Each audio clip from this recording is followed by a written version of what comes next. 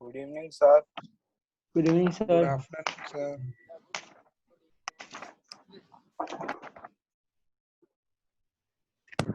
Good evening, sir.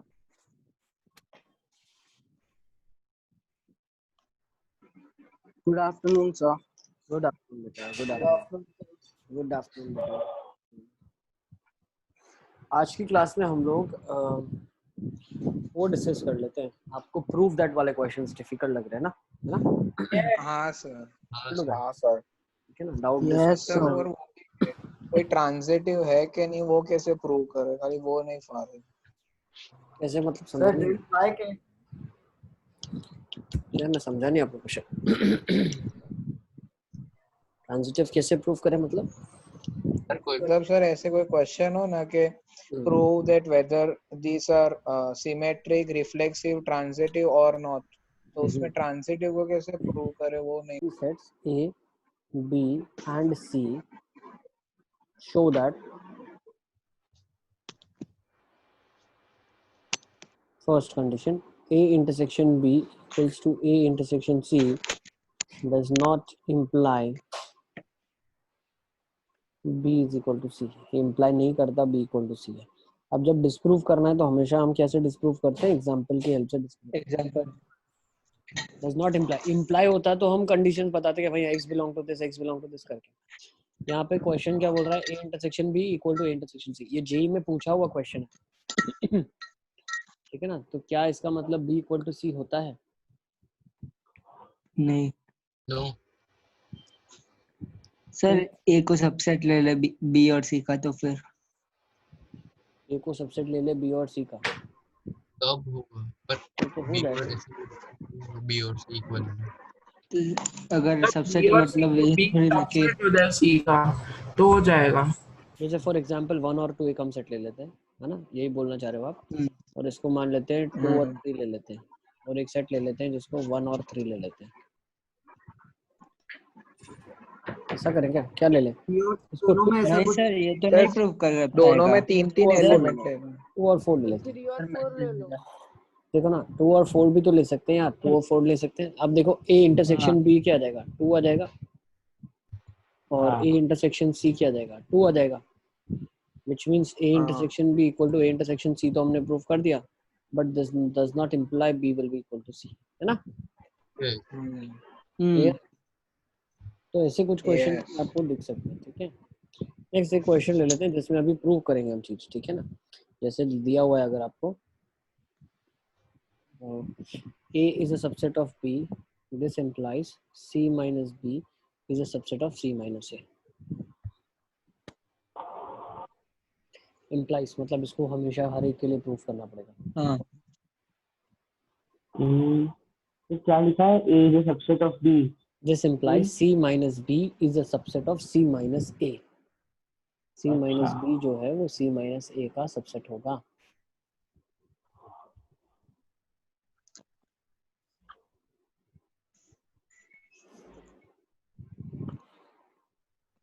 तो ऐसे start करेगी. A is a subset of B, तो A belongs to B. फिर एक सबसेट C को अलग से लेके उसमें डाल. A is a subset of B मतलब अगर X A के अंदर है तो वो B के अंदर होगा ही होगा. ठीक है. लेकिन अगर B A में होगा ऐसा जरूरी नहीं है. Try to understand. A is a subset of B का मतलब क्या है? If X belongs to A, this implies X belongs to B also. ठीक है ना?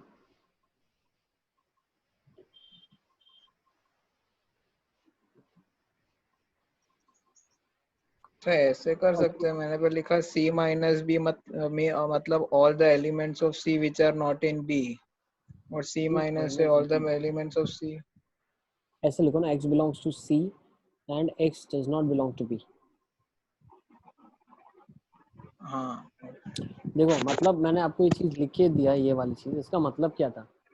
अगर X इसके अंदर है तो इसके अंदर होगा ही होगा. इसका मतलब क्या? मुझे क्या प्रूव करना है? What I have to prove. पहले आपको प्रूफ क्या करना है वो लिख लो आप.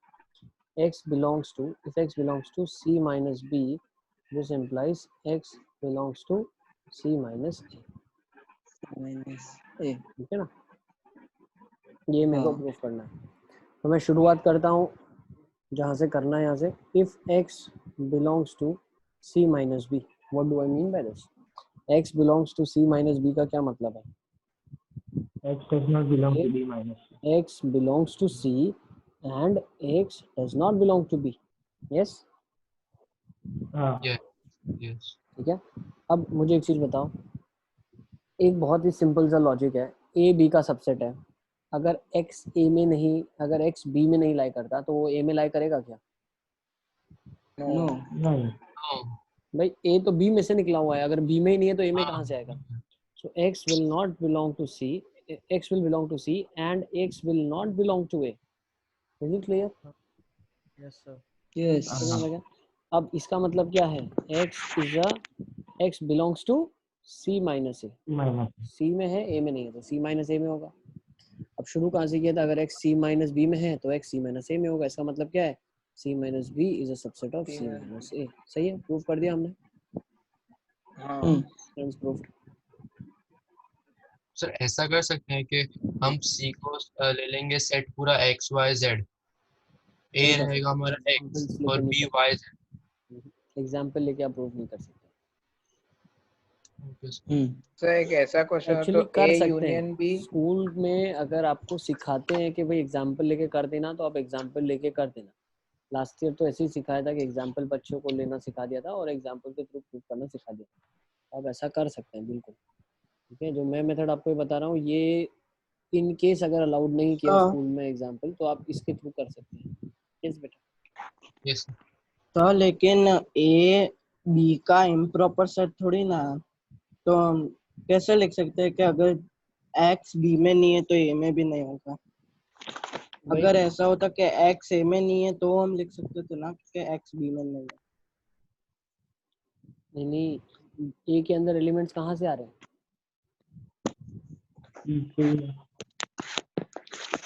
ए के अंदर एलिमेंट्स कहाँ से आ रहे हैं? बी में से ही तो आ रहे हैं. बी में 5 एलिमेंट है तो उसमें से 2 एलिमेंट ए के अंदर है. लेकिन अगर जो ये x है ये b में नहीं है, मतलब x ये 5 एलिमेंट्स में से नहीं है, तो a के अंदर जो 2 एलिमेंट है उसमें भी x कहाँ होगा? आप समझे logic? a is a subset of b, मतलब a के अंदर 2 एलिमेंट है जो b के अंदर अगर 5 एलिमेंट है, तो मान लो b के अंदर है 1 2 3 4, तो a बेचारे के अंदर 1 और 2 है, b में से उसके अंदर है. अगर x 1 2 3 4 में से नहीं है तो क्या x 1 2 में से होगा? क्या नहीं होगा ना. साथ ही साथ आप बगल में एग्जाम्पल लेके इसको साथ में कैरी करते चलो तो आपको समझ आ जाएगा कि अगर x b में नहीं है तो x a में भी नहीं होगा. क्यों? a b में से ही निकला हुआ है. समझे कि नहीं समझा? सर यहाँ पे हमने वहाँ x belongs to c minus b से शुरू किया, इसीलिए c minus b belongs to c minus a. c minus b is a subset of c minus a. yes. ठीक है ना? सर अगर ऐसा क्वेश्चन हो तो A union B intersection A. सब कर रहे हैं क्वेश्चन भाई, पहले तुम एक एक समझ लो यार. दो लोगों को यही समझ में नहीं आ रहा है, पहले इसको समझ लेने दो लोगों को, बाकी दूसरा क्वेश्चन उठाते हैं अपन. अभी क्लास एंड नहीं कर रहा हूँ. सर मतलब जो हमारा प्रूव दैट के बाद आंसर होता है वो हमेशा सुपर सेट होता है. बिल्कुल, लॉजिक यहीं से तो आया. ये यहीं से तो डेवलप किया अपन ने. If x belongs to a implies x belongs to b. कब करते हैं? जब a b का सबसेट है. भैया x अगर a में होगा तो वो b में होगा ही होगा, क्योंकि a b में से निकला है. तो अगर x इसके अंदर है तो हमने प्रूव कर दिया कि x इसके अंदर होगा ही होगा. ये कब होगा? जब फर्स्ट वाला दूसरे का सबसेट हो जाएगा. अच्छा हाँ सर.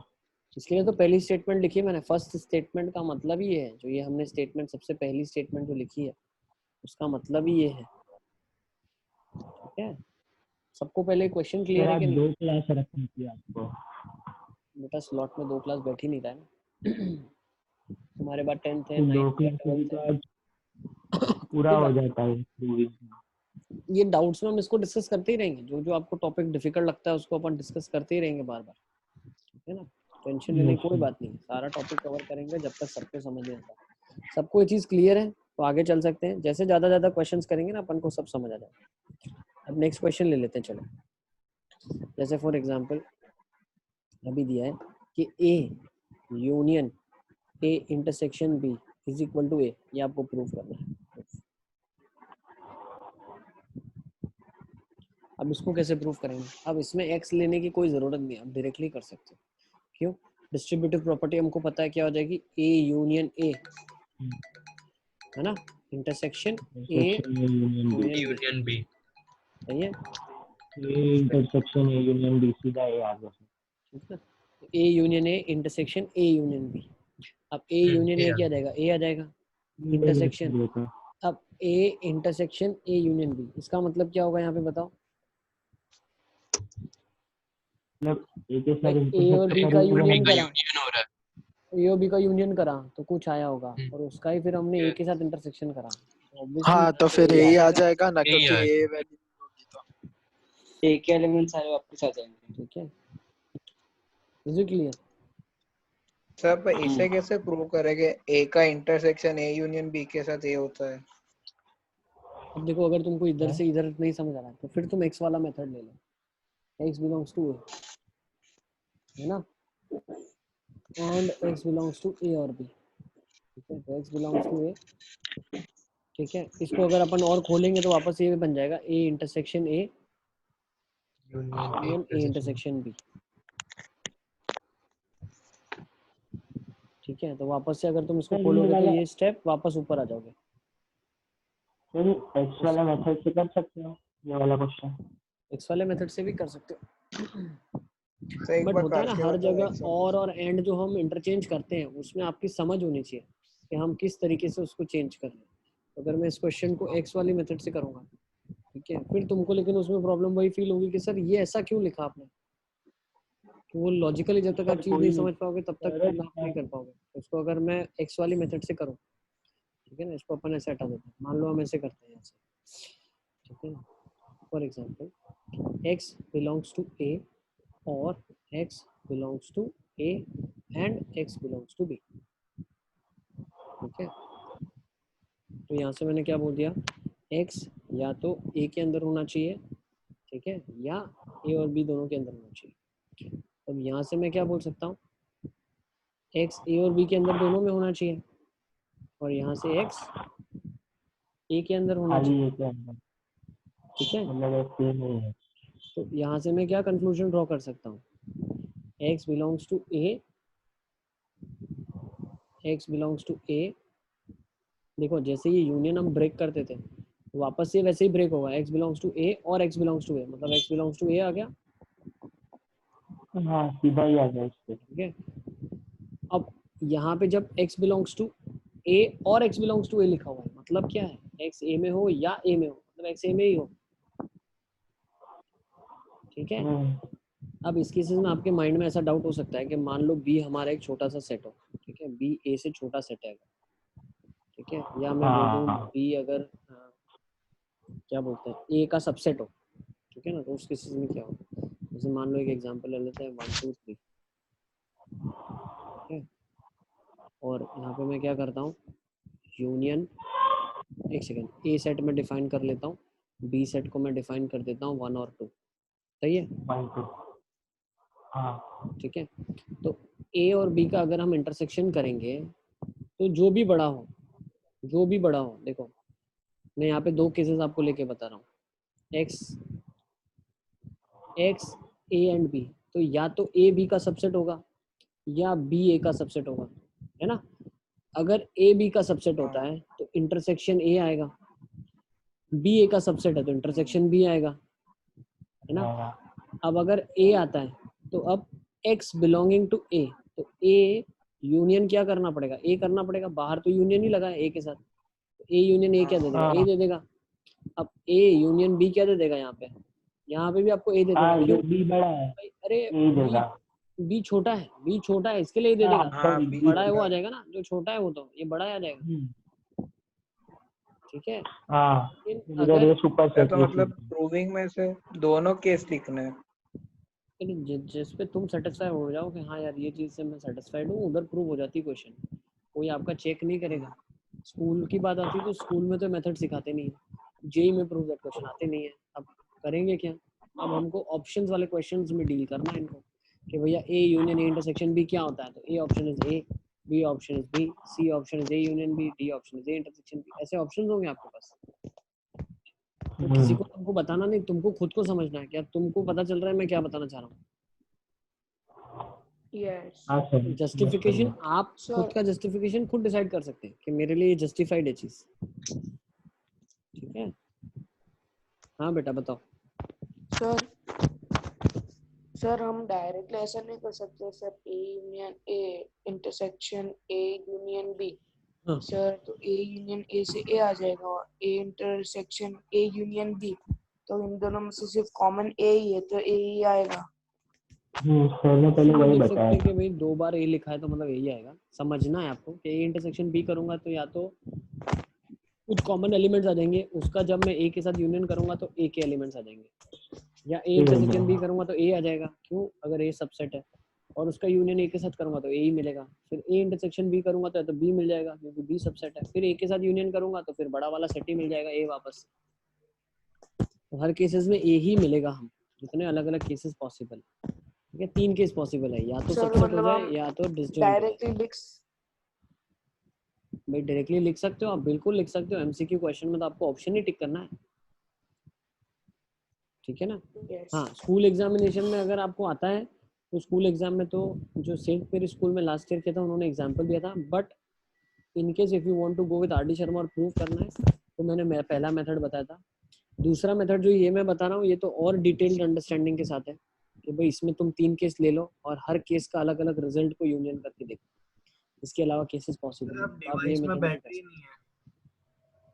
कोई बात नहीं बेटा, सारे सेशंस रिकॉर्ड हो रहे हैं, मैं सारा अपलोड कर दूंगा यूट्यूब, ठीक है? तो जब तक आप अटेंड कर सकते हैं यू अटेंड, ठीक है? Otherwise I will upload it to YouTube as well, ठीक है? अब सर नेक्स्ट हम क्वेश्चन वेन देख लेते डायग्राम हैं। बना के प्रूव कर सकते हैं। वेन डायग्राम बना के, बिल्कुल, अगर आपको सेल्फ एक्सप्लेनेटरी है वो चीज वेन डायग्राम तो कर सकते हो, बिल्कुल कर सकते हो, वो बहुत इजी हो जाएगा वेन डायग्राम से तो। ठीक है? अब इस क्वेश्चन को प्रूव करो। चलो, a complement minus b complement is b minus a। Sir ये मुझे कॉम्प्लीमेंट का नहीं समझ में आता है।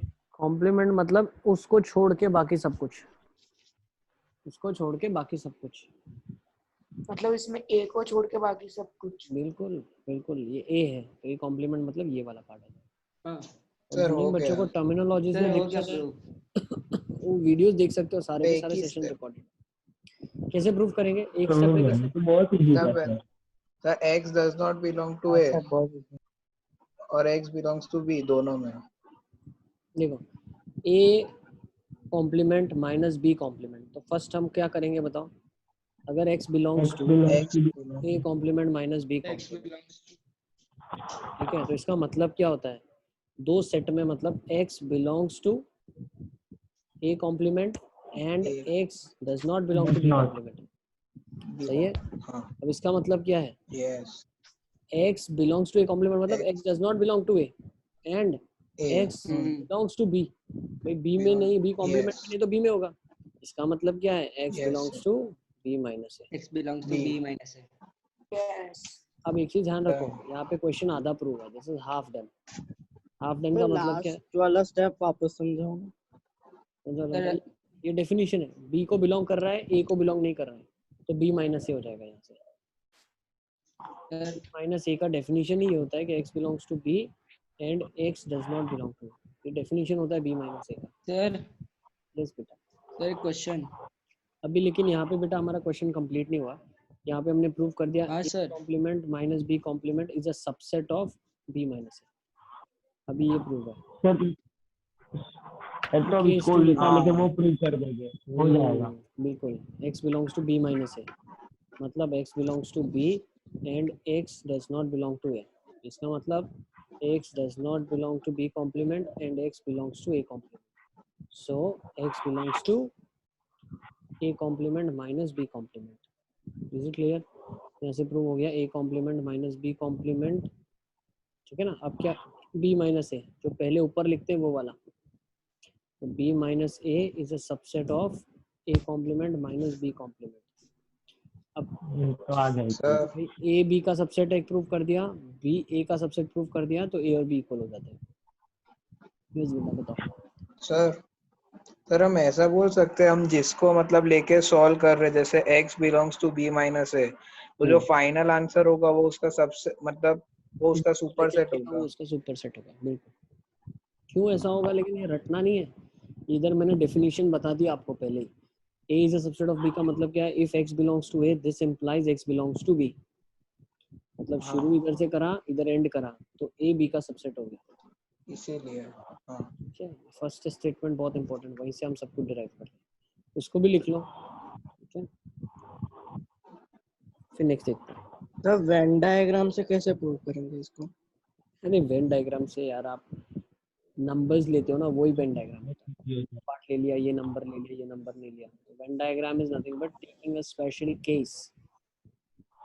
वेन डायग्राम मतलब स्पेशल केस की तरह ही हो गया वो,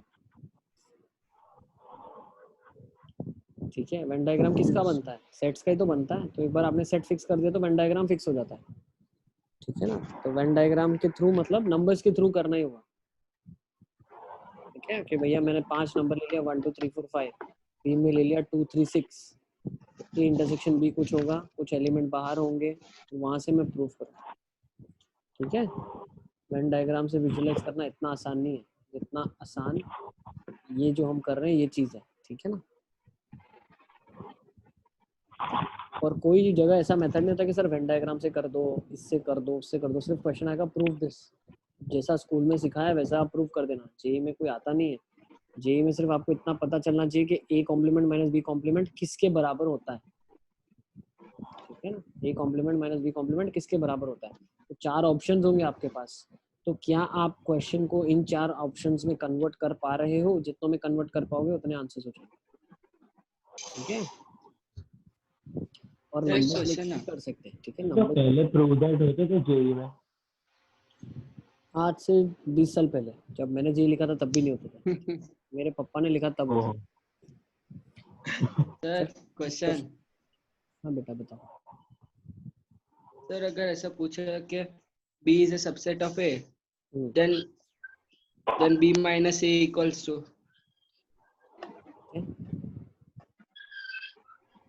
B is हो a ही नहीं subset of A, सकता। B is a subset of A, then B minus A equal to 5, 5. Possible ही कैसे? ठीक है, हो गया। नेक्स्ट क्वेश्चन चलो, फाइव ही होगा। चलो नेक्स्ट प्रूव कर लो फटाफट फटाफट, देखो इसको कैसे करेंगे।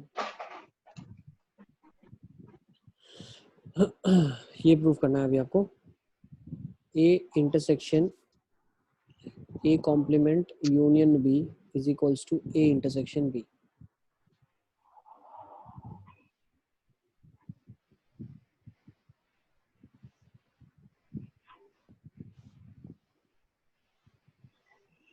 कैसे करेंगे इसको, प्रॉपर्टी लगा दो, A intersection A complement union A intersection B, intersection A complement क्या होगा, 5 हो जाएगा, 5 यूनियन ए इंटरसेक्शन बी, तो ए इंटरसेक्शन बी का यूनियन करेंगे नल सेट के साथ तो वही वापस आ जाएगा ना आपको,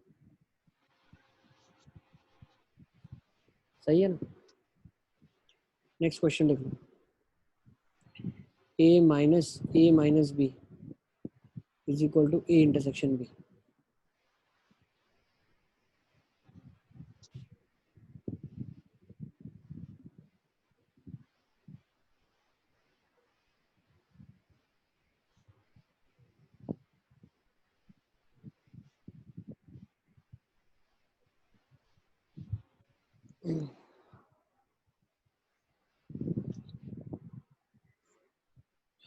कैसे करेंगे इसको, x belongs to a and x does not belongs to a minus b से फिर वो a minus b से भी ब्रेक कर देगा। करो। ऐसे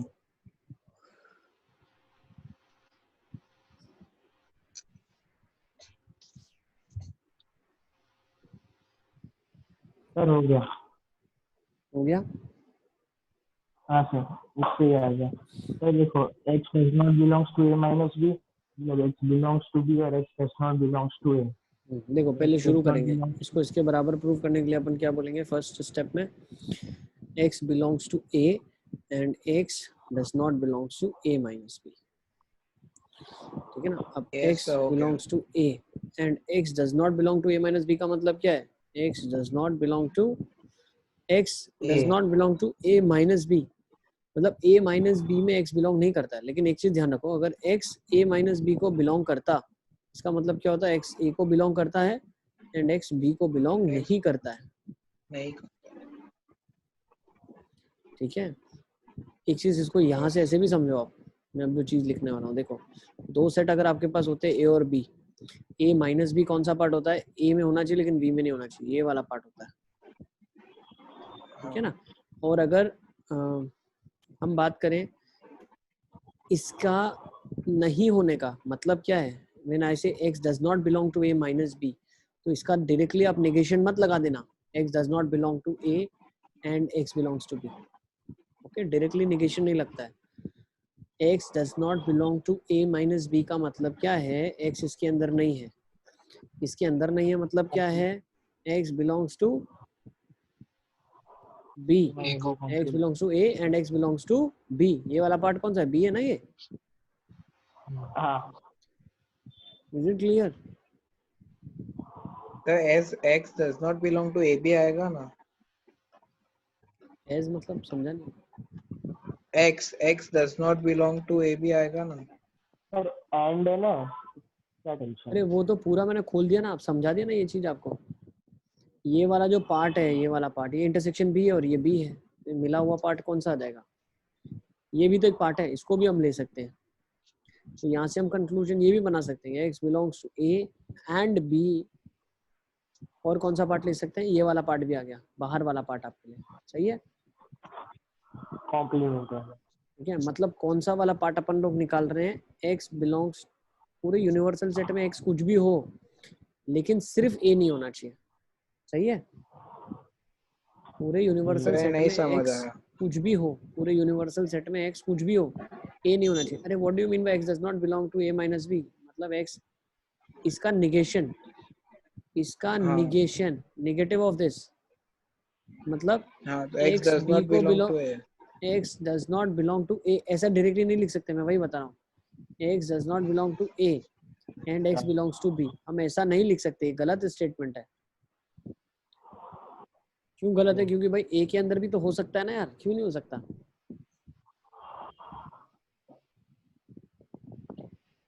a में होना चाहिए, b में नहीं होना चाहिए, a में होना चाहिए, b में नहीं होना चाहिए। इसका मतलब क्या है कि a में भी हो सकता है, b में भी हो सकता है। हाँ, मतलब वो इंटरसेक्शन वाले पार्ट में हो सकता है, इसीलिए वो a में भी आएगा। Yes, so x belongs to a and x belongs to b और x belongs to a। ठीक है, b में भी हो सकता है, a में भी हो सकता है। तो कैसे और आ गया, देखा, यही तो मैं बता रहा हूँ। अरे ये सब चीजें तुमको समझना पड़ेगा, हम क्या बताना चाह रहे हैं। तुम यहाँ से समझो a में नहीं होगा और b में होगा, तो ये स्टेटमेंट तो बिल्कुल गलत हो गई ना भाई। ये वाला जो बीच का पार्ट है वो तो a भी तो है उसमें, तो आपने ये कैसे लिख दिया स्टेटमेंट, ये तो स्टेटमेंट आपका गलत है। हो ही नहीं सकते। जी क्लियर। तो यहाँ से हमने क्या कंक्लूजन ड्रॉ करा कि x एक, अब आप इधर से लॉजिकली चीजें समझो।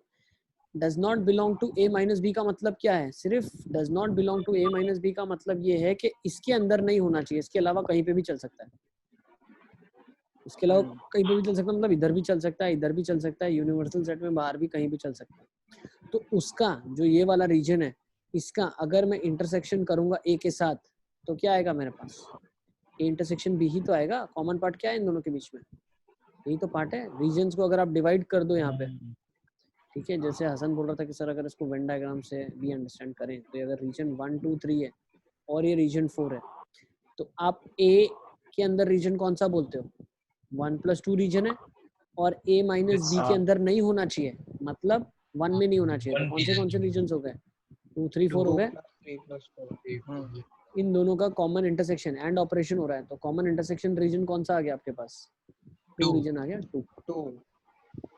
सर तो हम सर वो भी लिख देना, और x बिलोंग्स टू a के साथ वो उसके कॉम्प्लीमेंट में भी होना चाहिए, a यूनियन b के। यस, तो आप इतने अलग अलग तरीके से प्रूफ कर सकते हो, या आप वेन डायग्राम से रीजन बता दो और प्रूफ कर दो, या आपने जो स्टेटमेंट्स लिखा है, अगर आप स्टेटमेंट्स में कंफर्टेबल हो, इसमें आप कंफ्यूज नहीं हो जाते, तो आप स्टेटमेंट से प्रूफ कर दो। बट गलत स्टेटमेंट मत लिखना, ये स्टेटमेंट गलत है। हाँ ये सर स्टेटमेंट गलत है। सब आप पे लिखा है ना और x बिलोंग्स टू a, तो उसकी जगह लिख सकते हैं और x belongs to a intersection b। नहीं, इधर ऐसा लिख सकते हो x बिलोंग्स टू b और और and x does not belong to a complement, या नहीं, x belongs to a complement, sorry, x does x not belong belongs to to का a, मतलब हाँ x belongs to a complement। x belongs to वही लिख दे ना a union b का कॉम्प्लीमेंट, 4 आ ही ऐसा भी जाएगा आप लिख साथ सकते में। हो, ठीक है ना, हाँ ऐसा भी लिख सकते हो, वो भी लिख सकते हो, इसको आप x belongs to a union b का कॉम्प्लीमेंट भी लिख सकते हो, बिल्कुल ठीक बोला है। तो फिर उसके बाद से डायरेक्ट ये आ जाएगा ना a इंटरसेक्शन b। बिल्कुल, a और b के अंदर कॉमन a इंटरसेक्शन b ही होगा, ठीक है ना, सही है। और भी बहुत सर सारे अगर क्वेश्चन हम प्रैक्टिस उसके करेंगे लिखेंगे तो इसके ऊपर। सर अगर हम वो लिखेंगे उसके कॉम्प्लीमेंट में तो फिर कंफ्यूजन कैसे डिराइव होगा सर, उसमें कंफ्यूजन आ रहा है सर।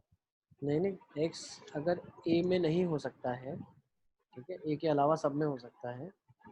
अच्छा, a कॉम्प्लीमेंट एक्चुअली नहीं लिख सकते आप, a हाँ सर इसका लिखना पड़ेगा a minus a intersection b, ये एक्चुअली ऐसा लिखना पड़ेगा, a minus a intersection b लिखना पड़ेगा, ये वाला रीजन हटाना है बस, ये वाला, तो ये कैसे हटेगा, a minus a intersection b से हटेगा। तो मतलब x मतलब belongs to b, इसके बाद x belongs to a intersection b and x belongs to a minus a